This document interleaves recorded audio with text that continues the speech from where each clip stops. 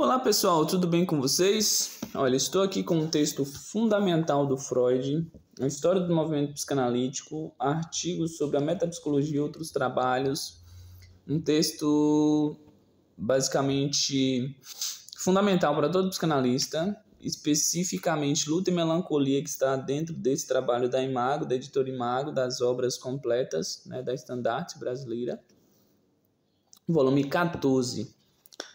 Pessoal, esse texto é fundamental para todo psicanalista em formação e que, de fato, quer aperfeiçoar sua clínica na área, basicamente, das psicoses, né, da neurose e etc. Olha, esse texto tem um trecho aqui que eu queria compartilhar com vocês para a gente já introduzir algo relacionado a isso, tá? Que é muito importante para nós compreendermos alguns mecanismos do luto e da melancolia que está vinculado a um objeto, seja ele de inúmeras formas relacionadas, um ideal, um amigo, um relacionamento, uma pessoa, fases da vida, né? Infância para a adolescência, da adolescência para a vida adulta, uma certa patologia, talvez, que foi perdida, um certo sintoma, talvez, que causava prazer, que causava dor, mas que ao mesmo tempo causa um estado de bem-estar, talvez, tá? Vou ler um trecho aqui para vocês compreenderem basicamente esse processo. Um mecanismo aqui interessante para nós compreendermos essa questão do luto e da melancolia. Depois nós iremos destrinchar mais um pouco sobre a temática. Se o amor pelo objeto, um amor que não pode ser renunciado, embora o próprio objeto seja se refugiar na identificação narcisista, então o ódio entra em ação nesse objeto substitutivo, dele causando, degradando, fazendo-o sofrer, tirando satisfação sádica de seu sofrimento. Ou seja, nós temos uma identificação narcisista em que esse amor ao objeto foi refugiado nessa identificação narcisista. Então eu me identifico narcisicamente, né, com algum tipo de amor pelo objeto, né? Ou seja, eu tenho lá o amor pelo objeto, né? E esse amor não pode ser renunciado. Só que o próprio objeto já foi renunciado de alguma forma, já foi perdido, etc. Se esse amor pelo objeto se identificar, se refugiar nessa identificação narcisista, né?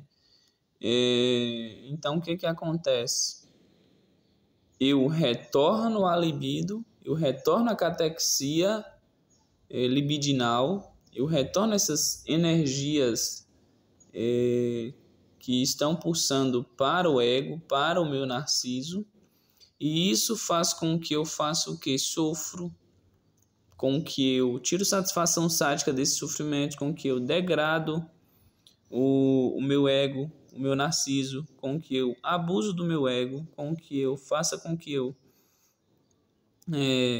esteja num processo substitutivo, né, de amor ao objeto e de retorno à minha própria identificação narcisista, né? Essa identificação narcisista ela acontece basicamente quando está relacionado à questão do complexo de Édipo, né?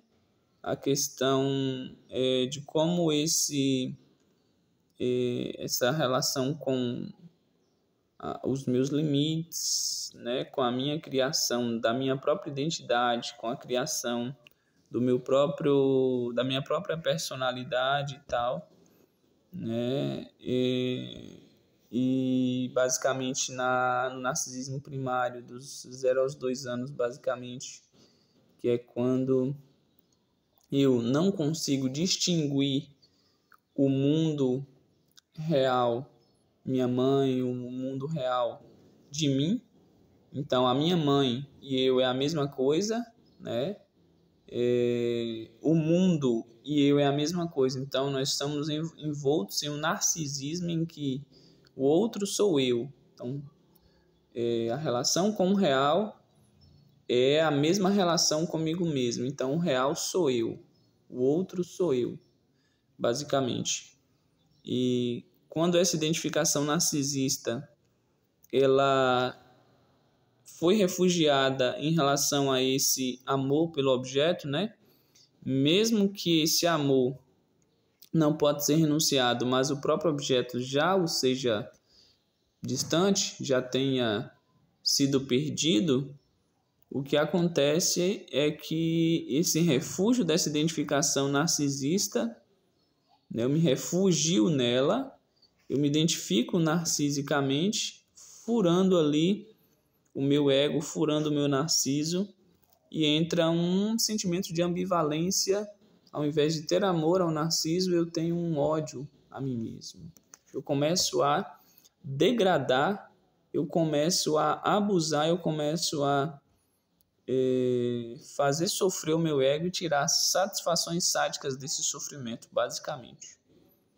Tá? Então é isso. A gente se vê em um próximo vídeo em uma outra oportunidade. Um abraço.